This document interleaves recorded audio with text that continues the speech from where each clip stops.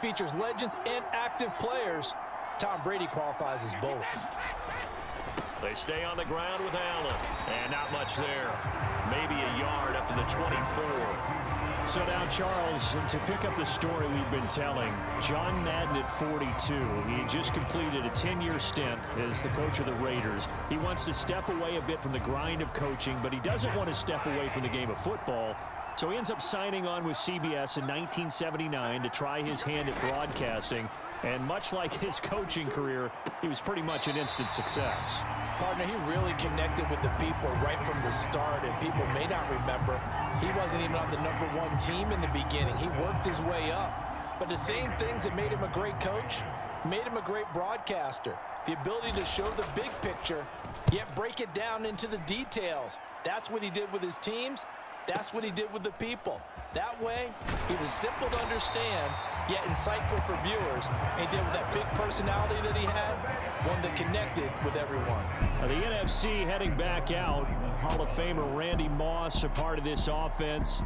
And Coach Madden, boy, he always appreciated the ferociousness with which number 84 attacked the football in the air. As Randy Moss says, just chunk it up there, dog, and I'll go get it. And, Coach, boy, did he ever go get it. Over 15,000 receiving yards, 156 touchdowns. And how about this? From his rookie year of 1998 until 2009, those were his prime seasons, right? He led the league in touchdowns 5 times, but even more so, he showed us all how to go up and get it. Great body control. No one's ever done it better playing the ball in the air. So for Coach Madden, Charles, by 1981, his broadcasting career is really taking off. He's elevated to the network's #1 booth that calls all the big matchups. He gets the plum assignment of calling Super Bowl 16, 49ers and Bengals, and he's teamed up with Pat Summerall. And that pairing ultimately would go on to be one of the most influential in sports broadcasting history. Influential not just in us listening to them. Remember, they went on and called 8 Super Bowls together. But how they put together kind of the template that all of us broadcasters follow now. Sitting down with the head coaches and the quarterbacks and the stars of each team before a ball game to get extra information. And the way that those two paired together, Pat Summerall, short, concise, to the point, and turned it over to Coach Madden to fill in all the big details.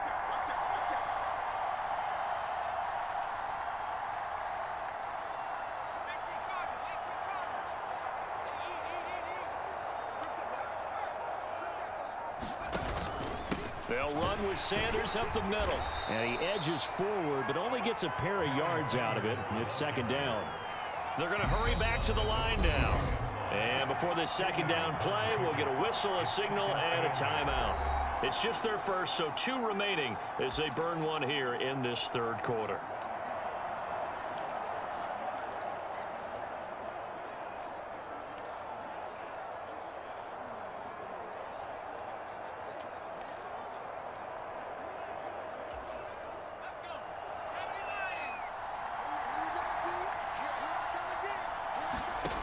On second down, Favre.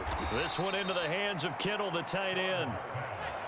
And it looks like we've got a dime set here defensively. 6 DBs in the game.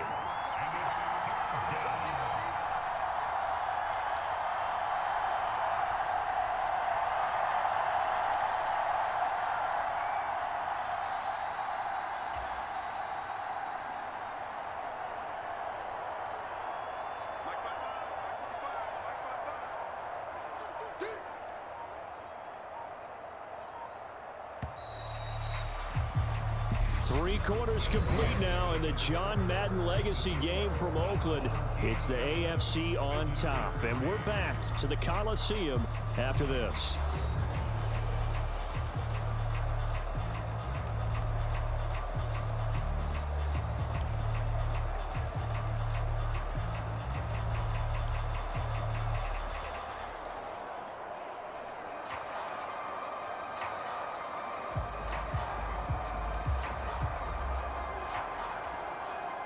One of the bigger plays in the game thus far, and the crowd getting into it as we come up on a big third down.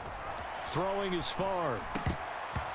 A bullet throw, but incomplete. All right, help me out here a little bit, partner, because what I'm seeing is a passing game that's just struggled to complete anything. No rhythm, no timing. Seems like every pass is also contested well, so give some credit to the defense.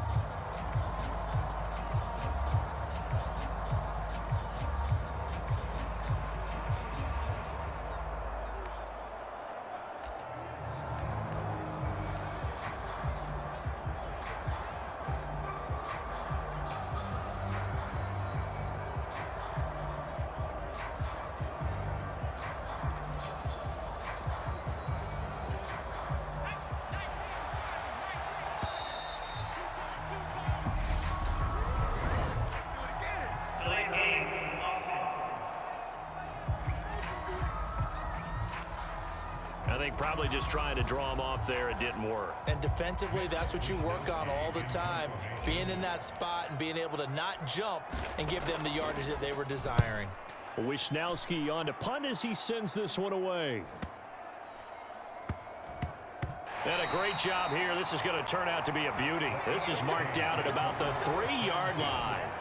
That punt was near perfection as it checked up inside the 5-yard line. You never know where these things are going to go, do you? No, what was it? You got a John Heisman quote about that, yeah, right? He said the football is roughly a prolate spheroid, which means it's going to bounce funny, and you never know where it's going to end up. Now a first carry for their fullback. Well, that gives them a little room, but not much. A gain of 2 to the 5. As you mentioned, CD, talking about John Madden, the broadcaster, he called 8 Super Bowls with Pat Summerall, 3 more with Al Michaels later in his career. He spent nearly 3 decades in the booth all told. And not only was he beloved for his mannerisms, we know that, but he was an innovator as well. Yeah, Brandon, you're talking about things like the telestrator, which totally became identified with him, and now it's a staple for all analysts to have in the booth. And then you think about things like turducken on Thanksgiving, when he used words like boom and pow. He helped create the All-Madden team. He was a very popular commercial pitch man. And even the Madden Cruiser was unique, and you had to be someone to get a ride on it, too. Now, CD, we did get a little ahead of ourselves talking about John Madden, the broadcaster in the 90s and 2000s, because there was another product during that time period that he became quite famous for. It's something that you and I know a little bit about, and that's the video game that bears his name. Originally John Madden Football when it was first released back in the late 1980s, and now known the world over simply as Madden. And Coach saw this originally as a way to teach the game of football. The early designs were for a 7-on-7 game, but he said no chance. He would not sign off on it. He wanted to be as realistic as possible. He told him, call me when it's 11-on-11, and he got his wish. Yeah, after that debut, Madden, the video game, continued to pick up steam through the 90s in a big way. And John himself, many will remember, was a commentator for the series for many years. And now here we are in the 2020s, and this game has sold somewhere in the neighborhood of 150 million copies.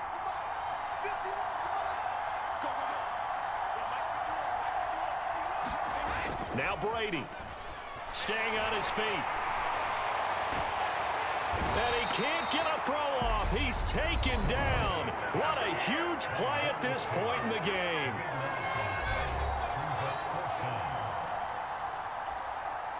Here's Ray Guy now. And you wonder, could they possibly think about taking a safety here? And he's able to get it out of there, and this is a pretty good kick.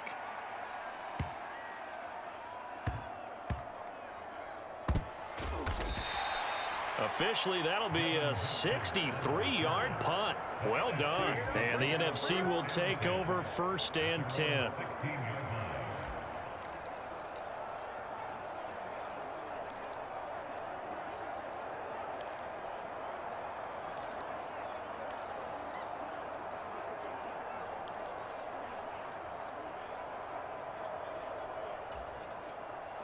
The offense for the NFC ready to get their next drive started. Their defense has done the job. Now it's the offense's turn as they've got it 1st and 10. And way up past the 35 before he's taken down. Now the NFC going to use their 3rd and final timeout as they get the stoppage with a little over 50 seconds left to go in the game.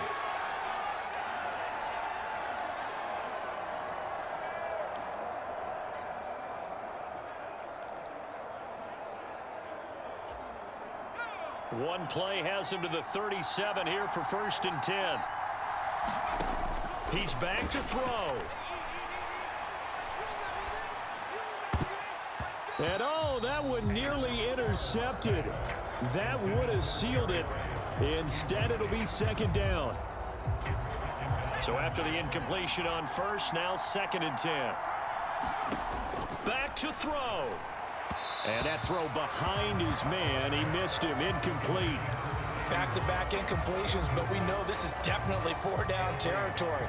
Time not on their side. I don't think they want to try and get the 1st down in 2 installments. I think they got to go and get it right here, right now. That'll be caught by Rice. And they're going to have this across midfield and inside the 45. Nice 3rd down conversion and even 20 yards. And this is obviously a spot where you lean on your stars. Get the ball to them in open space and let them do what they do.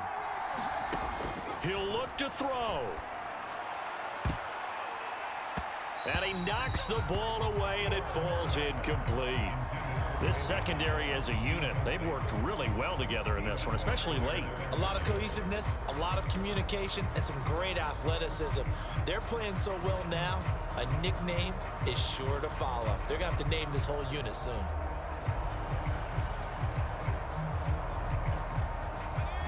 So 2nd down, still 10 yards to go. Ball on the 43. They'll look to throw. Oh, he'll look downfield for Kittle. And this is caught inside the 5. And he will reach the 5-yard line before going out of bounds. A gain of 39 that time. That's a great job of working the sideline right there. I love how he tracked the football the whole way. Just reached up and pulled it in. Had excellent field presence to understand where he was in order to make that play happen.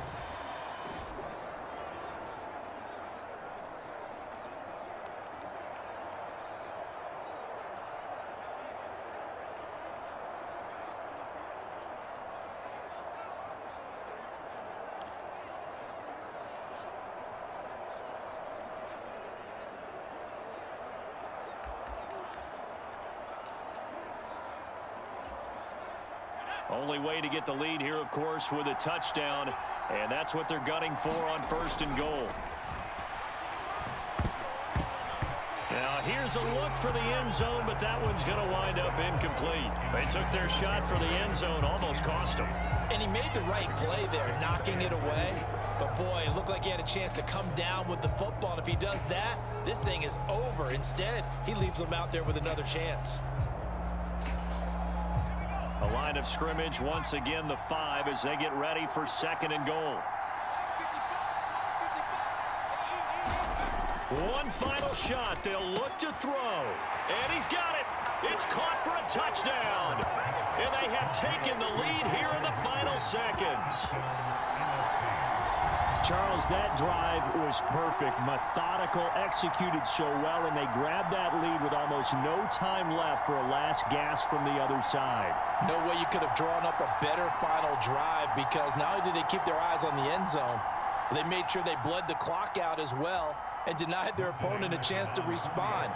That's just terrific situational football to end this one. And it's no good.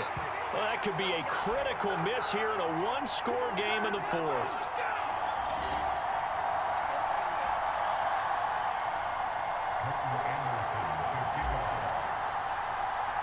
Now he's back out there to boom this one away, maybe with some frustration after the PAT miss. It's a squibber picked up around the 27. So it's a win here for the NFC. Just an incredible afternoon of football and remembering the life of John Madden. And before we go, one final message. And for all of us at EA Sports, this one's for you, Coach.